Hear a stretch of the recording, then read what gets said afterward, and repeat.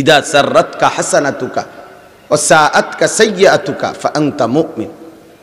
আল্লাহর নবী সাল্লাল্লাহু আলাইহি সাল্লাম বলেন, যখন নেক কাজ করলে তোমার খুশি লাগে আর গুনাহের কাজ করলে কষ্ট লাগে, তখন তুমি মনে রেখো তুমি মুমিন। তখনও ঈমান আছে, কিন্তু যেদিন এর চাইতে নিচে নেমে যাবা তো মনে করবা ঈমান হারায় গেছে। অর্থাৎ দিনের পর দিন, মাসের পর মাস, বছরের পর বছর আল্লাহর নাফরমানি করতেছ, কিন্তু একটুও বিবেকের মধ্যে একটু অনুশোচনা, আফসুস, লজ্জা, শরম কিচ্ছু নাই। বরং এই আল্লাহর নাফরমানির উপরে হাসে, খায়, ঘুমায়, ফুর্তি করে, রং তামাশা করে, এই ব্যক্তির উপরে আল্লাহর লানত, মূলত খোদার লানত পড়ছে তার উপরে। এই জন্য বছরের পর বছরও আল্লাহর নাফরমানি করে কলিজাটার মধ্যে একটু নড়েও না।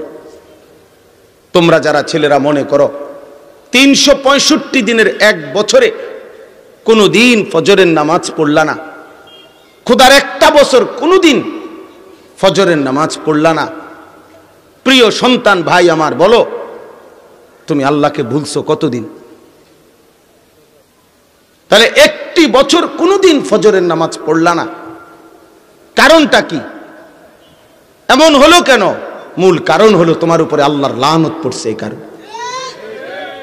খোদার লানত পড়ছে তোর উপরে, এজন্য আল্লাহ তোকে সেজদা ভুলায় দিছে, এজন্য আল্লাহ তোকে আখিরাত ভুলায় দিছে, এজন্য আল্লাহ তোকে আখিরাত ভুলায় দিছে।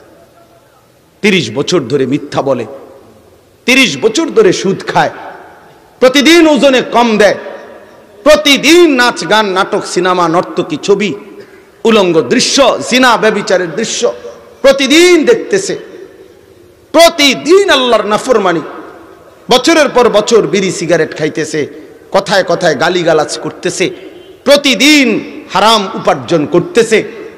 একজন মুসলমান এভাবে ধারাবাহিক 30 বছর মিথ্যা বলে কেমনে? 20 বছর মিথ্যা বলে কেমনে মিয়া? 30 বছর সুদ খায় কেমনে? একজন মহিলা 20 বছর কেমনে বেপর্দা থাকে? একটা মুসলমানের ঘরে প্রত্যেক দিন কেমনে নাচ গান, নাটক, সিনেমা, টেলিভিশন চলে? কিভাবে? এইভাবে আল্লাহকে ভুলে গেল কেমনে? আখিরাত ভুলে গেল কেমনে?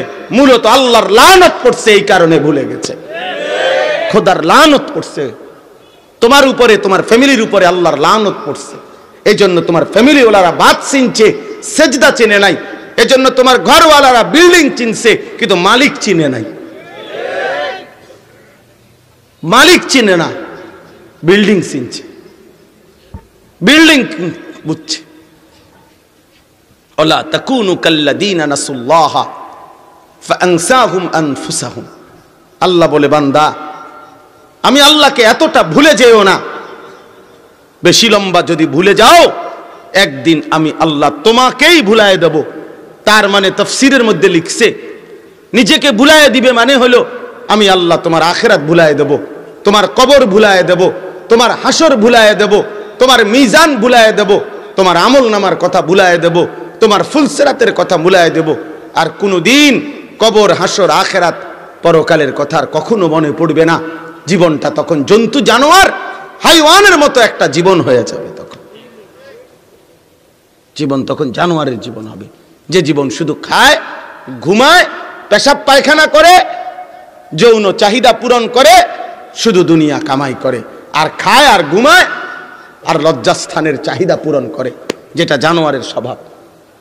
জানোয়ারও খায়, ঘুমায়, পেশাব পায়খানা করে, জানোয়ারেরও যৌন চাহিদা পূরণ করে। এই জন্য জানোয়ারেরও বাচ্চা হয়, গরু ছাগলেরও তো ছাও আছে, কুত্তা বিলেরও তো ছাও হয়, বেটা বাচ্চা হয় না? বাচ্চা তো তারে তো বোঝা গেল, এগুলোরও তো যৌন চাহিদা পূরণ হয়, নাহলে বাচ্চা হয় কেমনে বলেন? এগুলো তো খায়, ঘুমায়। বরঞ্চ দুনিয়া মানুষের চাইতে জন্তু, জানোয়ার আরো বেশি ভোগ করে। একটা হাতি একদিনে, গবেষকদের কথা হলো, 250 কেজি খাবার খায়। 250, 90 লিটার পানি পান করে একটি হাতি একদিনে। এটা প্রাণীবিদ্যা গবেষকদের কথা। একটি তিমি এক লোকমায় 200 জন সামর্থ্যবান মানুষের সমপরিমাণ খাবার খায়। একটা তিমি সাগরের